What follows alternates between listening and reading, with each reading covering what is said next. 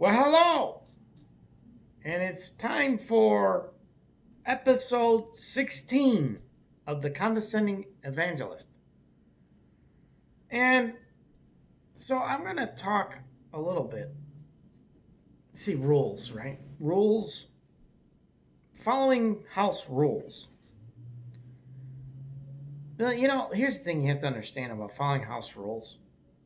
I don't think people who make these rules, except for maybe the Most High, uh, because the Torah is basically made up of his house rules in essence. But see, there are those who make house rules that aren't necessarily unreasonable, but they're not necessarily universally understood either. Certain TV shows, that are forbidden for small children, or when at a location you're in line and you're not really told. Some might think, yeah, that you should just know, but it's like, well, not really. You see, what happened was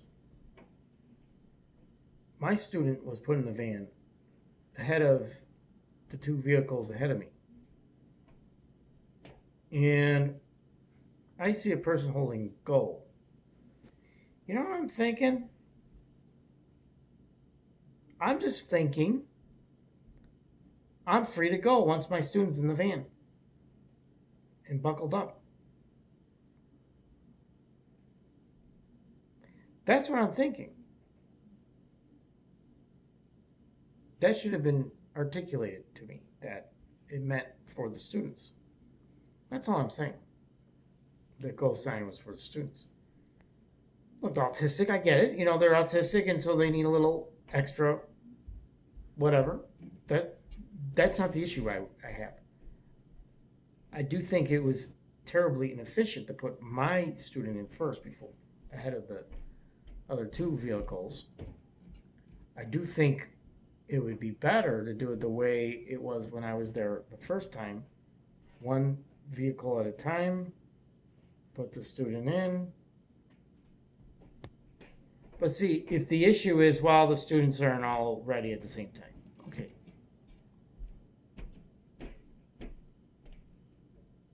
That's got to be articulated. It's still got to be, I got to know that that's not meant for me. Because my student's in the van, I'm ready to go. All I have to do is turn my turn signal on and go. I have a clear path. One thing you could do to make sure, put cones up. Put cones up so we know not to go. You don't need to have someone doing this then.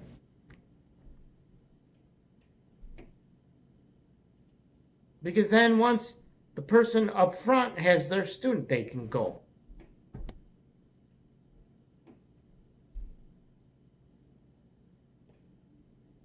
You put cones, you line up cones right up so that something like that, you're concerned about safety. I get that. You think I'm not concerned about safety? You realize I have to getting a Class D license. You realize what goes into that. Okay. Let me backtrack a little bit. For a living during the week, I do special needs. I drive special needs to and from school. Special needs kids. And a lot of times I drive autistic kids. And you see, most of the time, if I pick up an autistic student,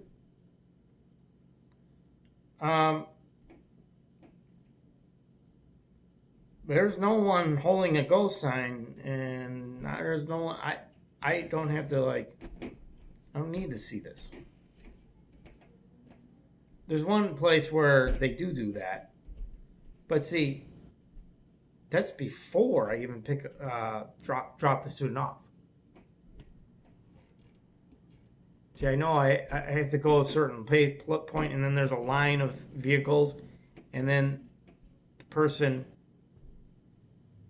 And you usually at the start, I remember I roll the window down and say, okay. It's not old, Of course, it's because I already have the student in the vehicle, and so, there it's completely different. It's just but it's not autistic. Although I think it's special needs. Everyone's different. It's like every condition is different. It's special needs. My point is,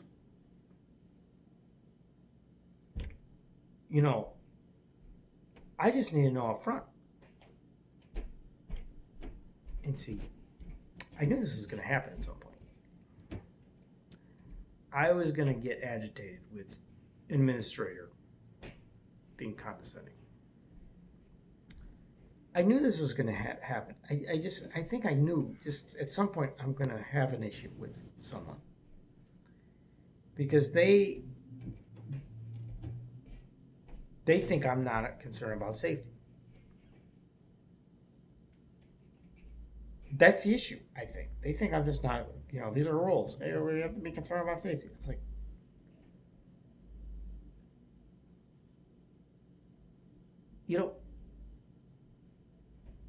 if your concern is safety, put cones up, right? So we don't get out of line. That's one easy solution. Or you tell the drivers when they get there.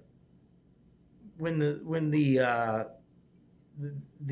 teachers and it's like just make sure you wait for the person to give you a thumbs up. You're gonna wait in line, and then the person's gonna give you a thumbs up, blah blah blah, before you go. That's all I was trying to say. I need to be told up front, because other places do things differently, where I don't have to wait for a thumbs up.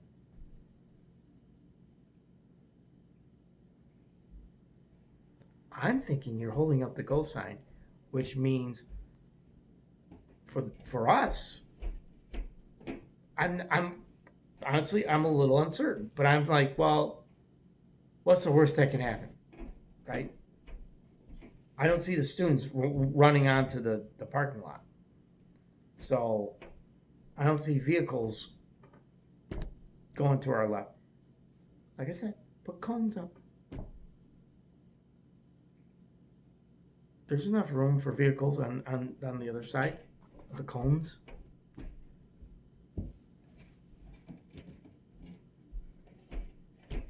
That's a simple solution. If you're concerned about safety, for real, that's what should be there. There should be a physical barrier for us.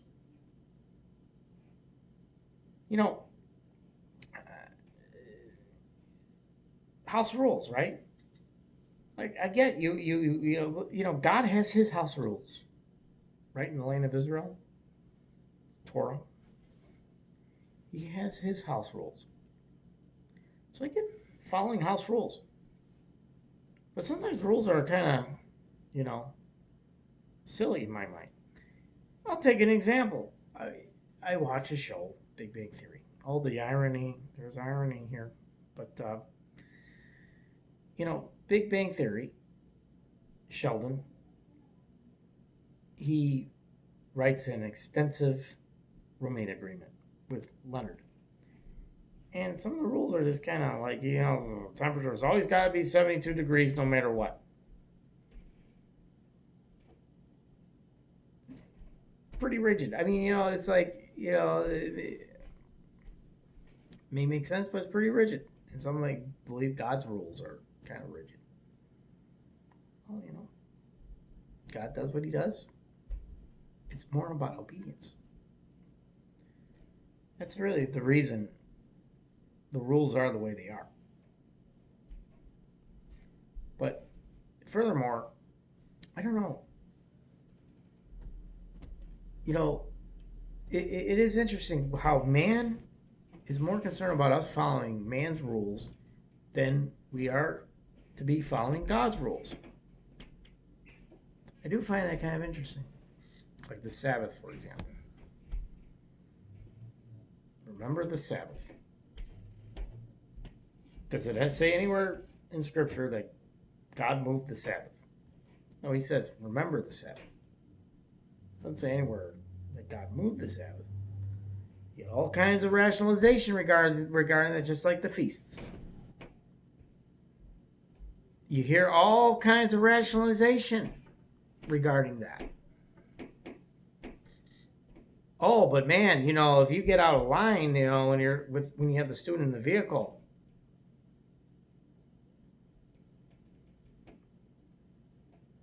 but it's okay to break God's rules. See this all the time. We're approaching a month, June. You know what's going on starting next June? Next week, Pride Month. Yeah, week 17 falls in the first week of Pride Month. Yeah, I don't think that's a quinkadink. I think this is God's play here. Because we're approaching Pride Month. And see, pride is a double-edged sword. People can think I was full of pride because I wanted to know. I wanted to drill home. I need to know it up front. I don't want to be a disobedient. I don't want to be a deviant. But you're making me feel like I'm a deviant because I need to know that up front.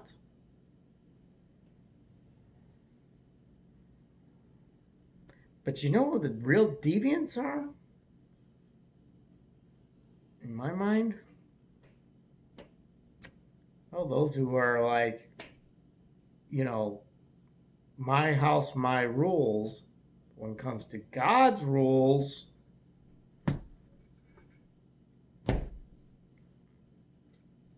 that happens all the time.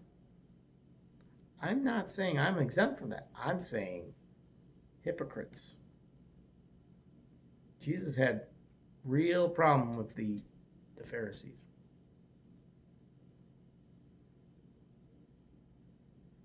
Because they would add to the law.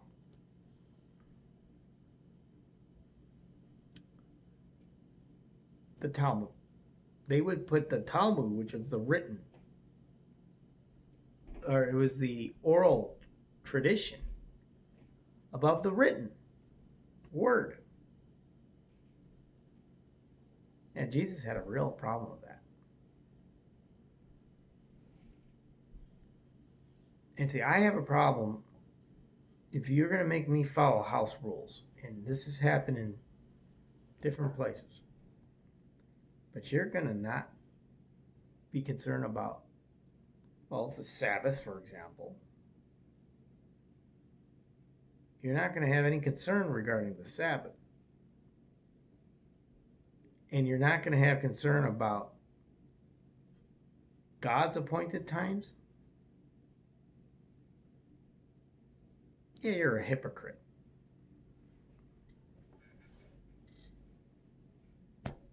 That's just how I view it.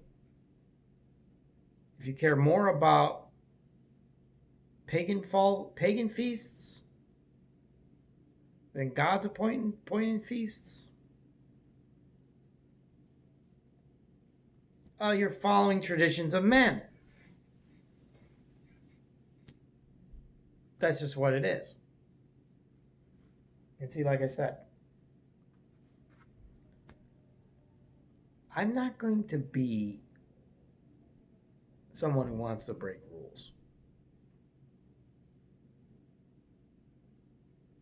But I gotta know what the rules are. Because what I won't do is bow to someone. I just won't do that. I won't bow to someone. Okay, I'm going to read scripture here. Time for the scripture reading. And before I read the scripture, let me just go over what the scriptures are. The Torah portion is Leviticus 25, 26 to 26, verse 2. Leviticus chapter 25 to chapter 26, verse 2. The prophets section is Jeremiah 32, 6 to 27. New Testament section is Luke 4, 16 to 21, 1 Corinthians 7, 21 to 24, Galatians 6, 7 to 10. Okay. Let me play the Parsha in 60 seconds. This is a summary of this week's Torah portion. Let me just play it. Shalom and welcome to Parsha in 60 seconds. Today's portion is from Leviticus 25:1 through 26:2. It is called Bahar, which means on the mount. God gave the law of the sabbatical year for the land in which every seventh year the people would not tend their fields, but would eat anything that grew on its own. The sixth-year crop was enough for 3 years. Every 50 years was the Jubilee year. When the horn blast, all land holdings and debts were reset. If a person got bad land, their relatives would bail them out. If you sold your home in a walled city, you have an entire year in which you could buy it back. After a year, the sale is final. Country homes were subject to redemption and release through the Jubilee. Levites were to reside permanently in the cities of the Levites. Their land could not be sold. Though owning slaves from other countries was allowed, indebted kinsmen were to be treated as paid workers and not to be charged interest for their debts. On Jubilee year, they would be released. If indebted to a resident alien, a relative could bail them out, or the debtor could pay the prorata, or wait until Jubilee. And that is Bahar in 60 seconds. So slaves were well, the way it worked, you have to understand something. The Hebrews were slaves in Egypt for, I don't know, some say 400 years, but I don't think it's that long.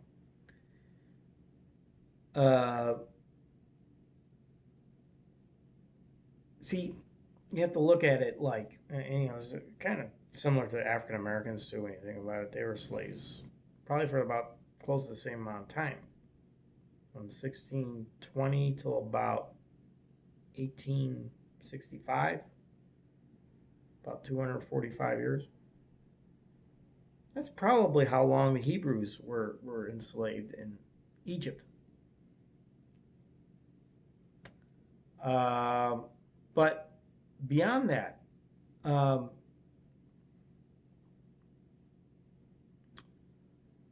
you see, slaves were in Israel were more like servants.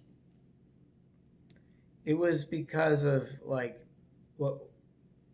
if someone did harm to your property or to your family, well, then they were made to be your slave. Now, the thing about it is you're still supposed to treat them humanely. And after 6 years in this Jubilee year, the 7th year, you were supposed to you were either A, you were supposed to let them go, or B, if they wanted to stay, they would stay. That's how it worked. They became like members of the family in essence. So it wasn't like what was going on in this country regarding slavery.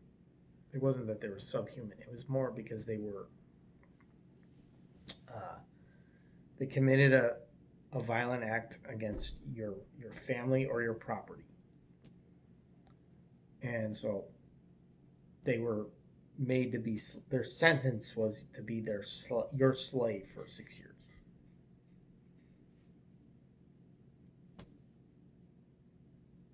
That's how it was handled. Now,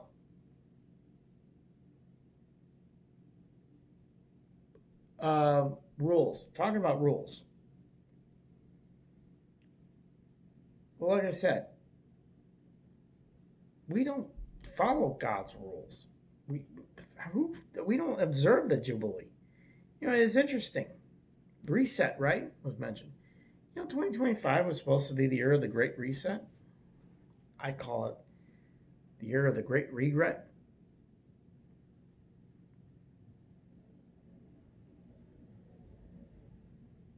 Well, because the reason I call it that is because it's supposed to be about setting up the central bank digital currency, I think. Um, and that would be, to me, a big regret. Well, that's why I don't think it's going to happen. But it is interesting. If in a jubilee is like a reset, and this is a reset, supposedly 2025, I turned 50 at the end of this year.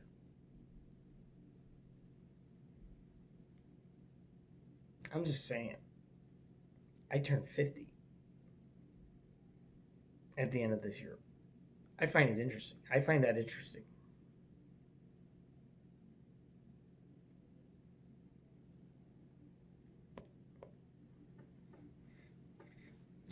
I don't know what it means, but I do know that like I said, rules. This goes back to, like I said, you have a problem. It's ironic because, like I said, the TV show, Leonard, he has to sign this extensive rooming agreement that Sheldon writes. One of the things that was in there was if either one of them invented time travel, they agreed to show up 5 seconds after they signed the clause. So after they both signed, they sit and wait for about 5 seconds. And then Sheldon's like, well, that's disappointing.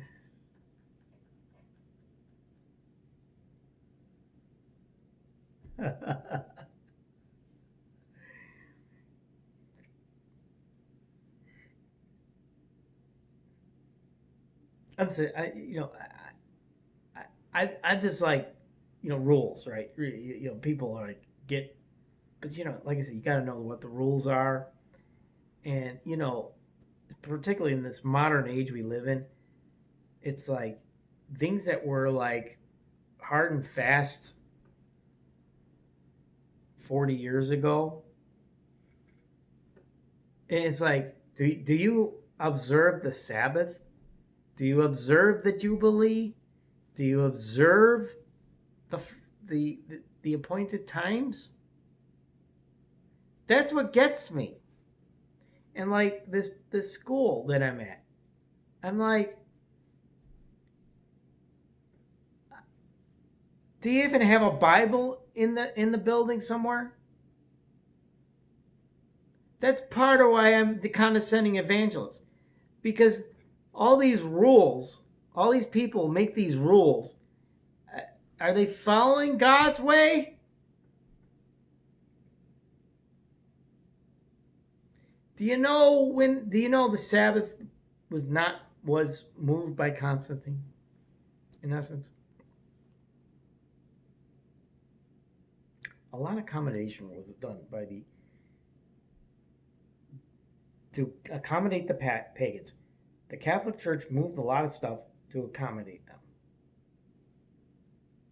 Jesus had a problem with the Pharisees because they placed the oral tradition, man's way of doing things, above the written word. Well, what's happened again what's happened before will happen again.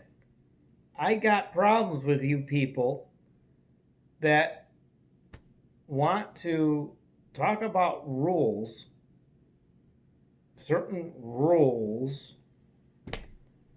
but you don't consider God's rules. Like I said, we're approaching Pride Month.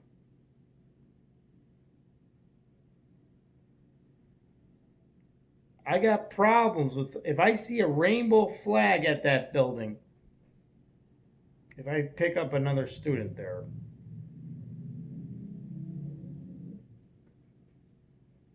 Oh, I'm just putting it out there for anyone who's listening. I may have to say something. Because rules. What about God's rules?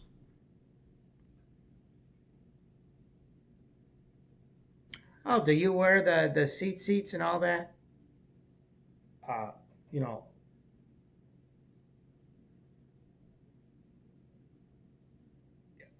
I would. It's not, it's not something I do. I don't follow all the statutes. It's impossible. Look, we're not saved by the law. Okay?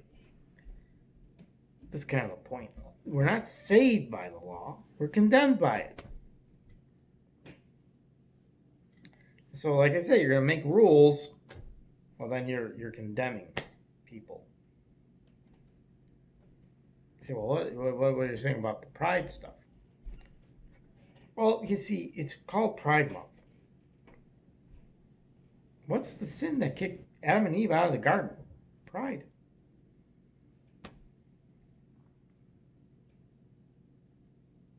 So that's kind of making a mockery of the whole thing, as I see it. That's not right either. Because not one jot, not one tittle, not one word is going to be removed from the law until heaven and earth pass away.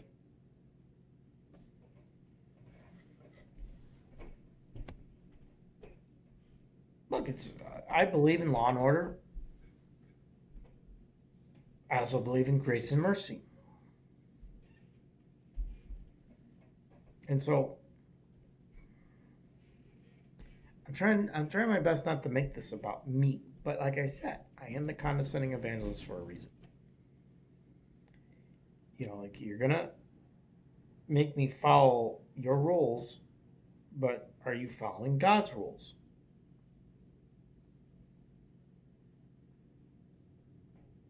Well, and what's the number one rule ultimately? Well, it's tied to the message of the cross. It's the part of the new covenant. When you think about it, it's like you have the Old Testament, Old Covenant, and then you got the new covenant. Now, you'll get some smart Alex saying, yeah, you're not supposed to add to the law, blah, blah, blah. Well, it's not adding to it. It's fulfilling it. What Jesus did is a fulfillment of the law. He's the only one that can follow it and obey it 100%. But then it also says God writes his law on our hearts, which means we want to follow the law. Because if Jesus did it to a T, we want to do what he did. That's part of what it is. Doesn't mean we're saved by the law. We're condemned by it. But that doesn't mean, just because we're condemned by law, that doesn't mean we just ignore it. What it means is we want to be obedient, ultimately. That's what it is. And so, like I said, my beef with people, just in general, I don't want to be specific about anything, who make you obey their rules. Kind of like Sheldon in the roommate agreement. But then ignore God's ways. I got a problem with that. I got a problem with that. And I know the school system is ignoring God's ways of doing things.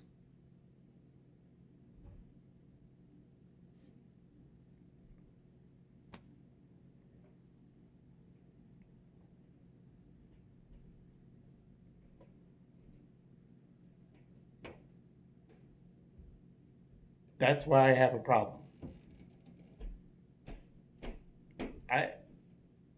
I talked to my mom about this. She doesn't seem to understand.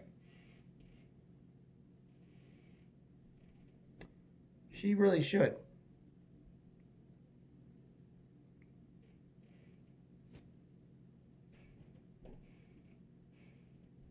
She doesn't understand.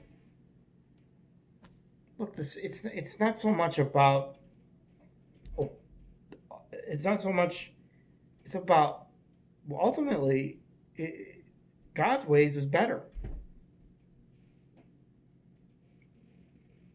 That's really what it is. 7-year Jubilee. Sabbath. Every 7 days, Sabbath.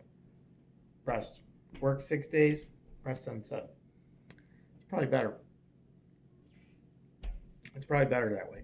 It would be better for society if everyone worked 6 days and then rested on the 7th, and then everyone followed the tradition, the appointed times.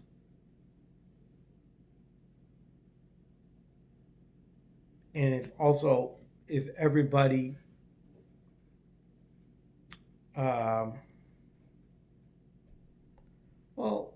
obeyed the 10 Commandments, it'd be better. The world would be a better place. But see, we know what's going to happen because it's already been happening. People are going to do what they want to do. They're going to reject God's way of doing things. They are rejecting God's way of doing things. And so, what does that mean? Ultimately,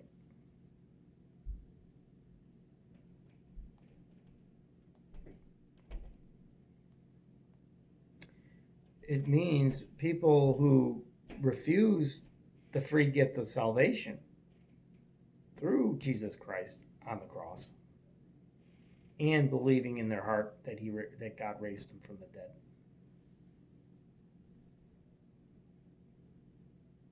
They prefer to be separated from God.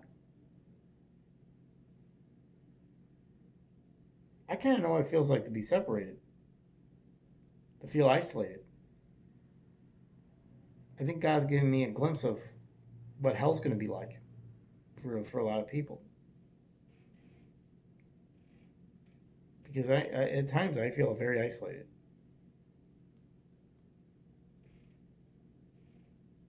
I didn't choose this. I think God put me here. Because I can tell you don't want to be isolated, separated from God. But you don't want to be separated from God's people either. And I think God's allowed me to be isolated so I could convey this message ultimately. It's not good to be separated from God and his people. Those of you who think you're going to be partying in the outer darkness,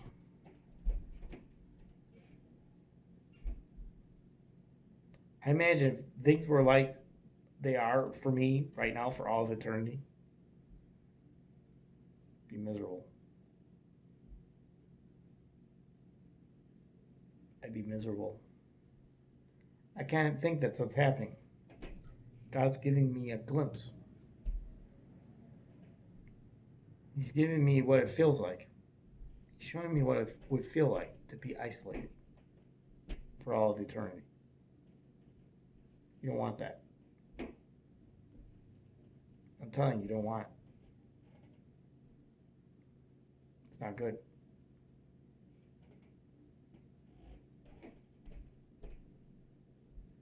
I do think that there's going to be a restoration of some sort, a reconciliation of some kind. It may tie to this great reset. This Jubilee, it's like, I'm turning 50 this year. And the Jubilee is 50, and it's called a reset. And this year is called the Great Reset. And it's like, wow, that's really interesting to me.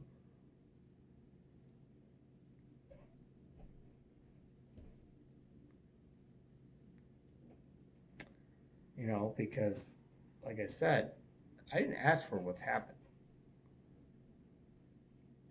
But maybe this is what's supposed to happen. So ultimately, it's not about the rules. It's about being obedient. You see, the problem I had was the person telling me about this is the rule. But it took them a while to get to the it's about being safe. Okay. But you think I'm being unsafe. I don't know I'm being unsafe. That's a problem a lot of unbelievers have right now. They don't understand. It says it in 1 Corinthians 1:18. The message of the cross is foolishness to those who are perishing. Okay, so I ran out of storage, and it's interesting how it ended right where it ended. Like I was saying, the message of the cross is foolishness to those who are perishing.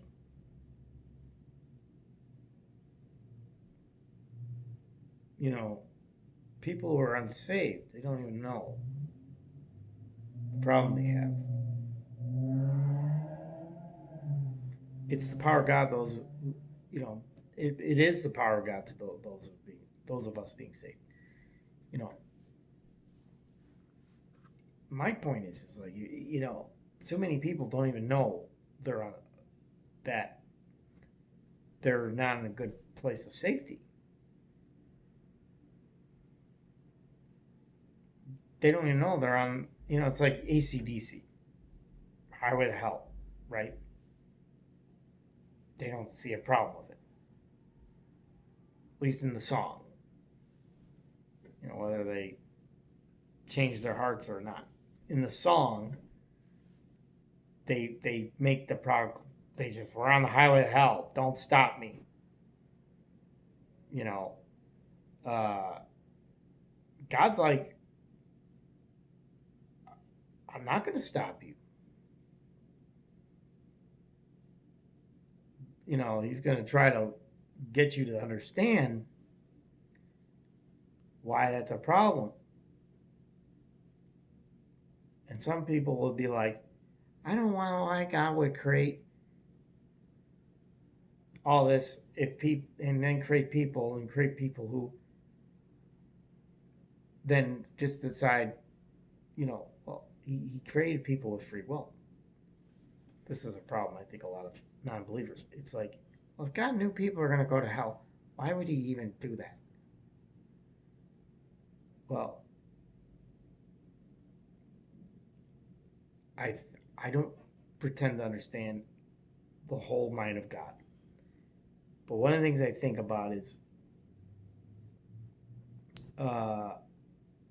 he's hopeful. He's a very hopeful person. And that the light bulb will turn on. That's just what it is. You might think he's corrupt and evil for believing in people having the light bulb turn on. Well, that's what makes God different from me. Because I don't get that. I'll be honest, I don't fully get that. But I'm not the Most High. And some say, well, there's no hell, so it doesn't matter. You can do what you want. Well, then he wouldn't be just in my mind. That's kind of the point, too.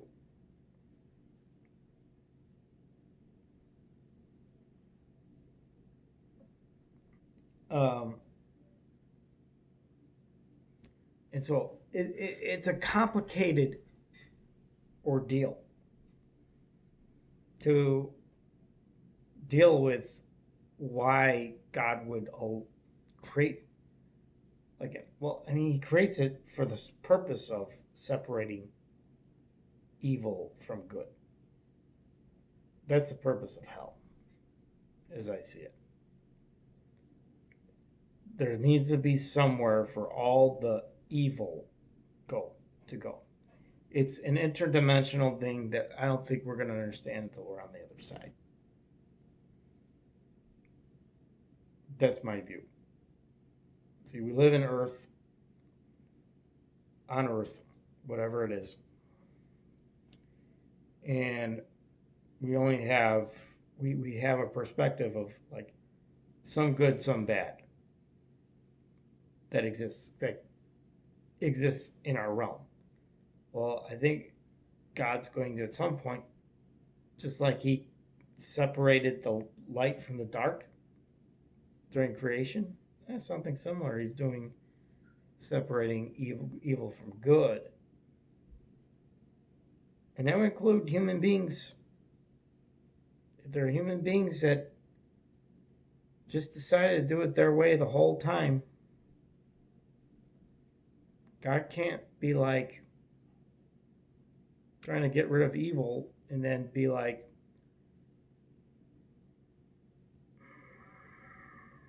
you know, I want to let you in, but you know,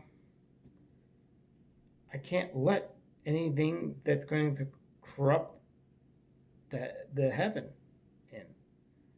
You never accepted the sacrifice. You never believed in the resurrection. You didn't apply it to your heart. You didn't give me a chance to make the changes that needed to be made.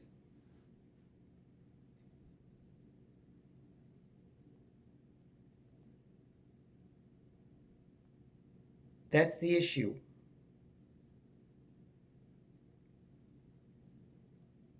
And see, like I said, I'll go back to, and it's like, for myself, talking about the problem I have. Well, let me read the scripture. Let me go to the scriptures and explain why I'm not going to just bow. Because this is in 1 Corinthians 7:21-24. Art thou called being a servant? Care not for it, but if thou mayest be free, use it rather. For he that is called in the Lord, being a servant, is the Lord's free man. Likewise, also he that is called, being free, is Christ's servant. I'm a servant of the Most High. That's what people need to understand. Ye are bought with a price. Be not ye the servants of men. That's pretty heavy right there. Brethren, let every man wherein he is called, therein abide with God. So I'm not going to just bow. Meaning, like, if you're not going to understand why I need to know up front what your rules is, what your house rules are, if you're not going to like understand why that's a problem, you know,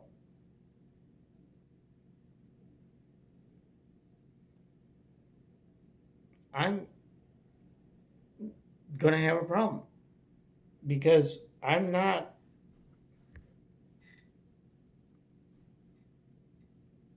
going to be someone else's slave. I'm a servant of Christ.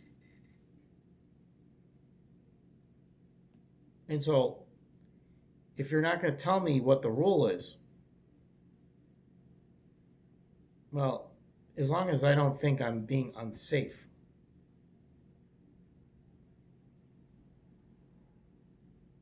and that's subjective. Let's be real.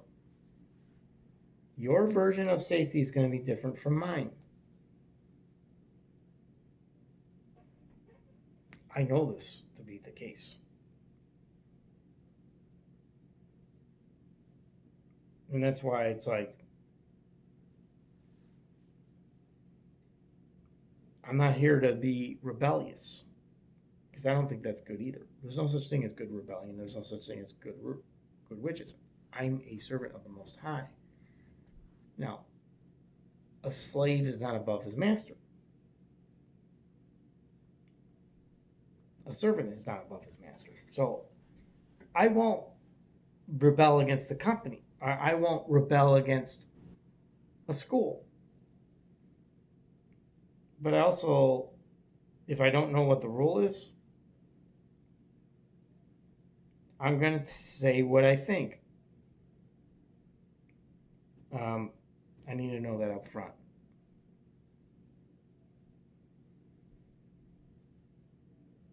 And then if you're going to be condescending with me, we're going to have a little conversation. We're going to have a discussion about why you can't do that.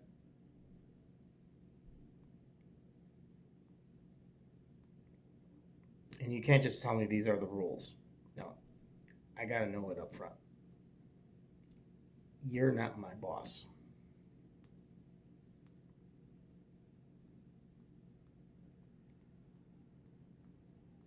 I mean, if the company can clearly tell me what the issue is, okay. But even the company can't be kind of wishy-washy about it either.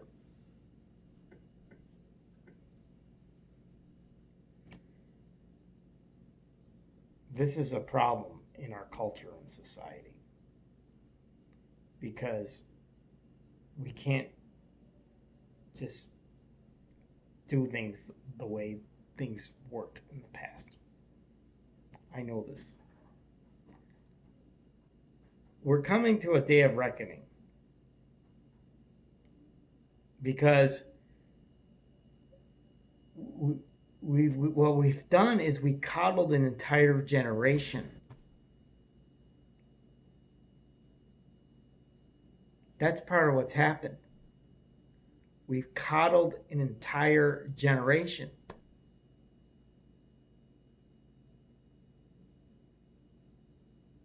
And so no one knows what to do, what is right anymore. No one knows how to do the right thing anymore. That's what I really think. No one really knows how to practice right from wrong because we coddled an entire generation. We basically blurred the lines. We're coming across Pride Month. And next week is week 17. Something tells me. Next week's episode is going to deal with some of what I'm talking about. So, Shabbat Shalom.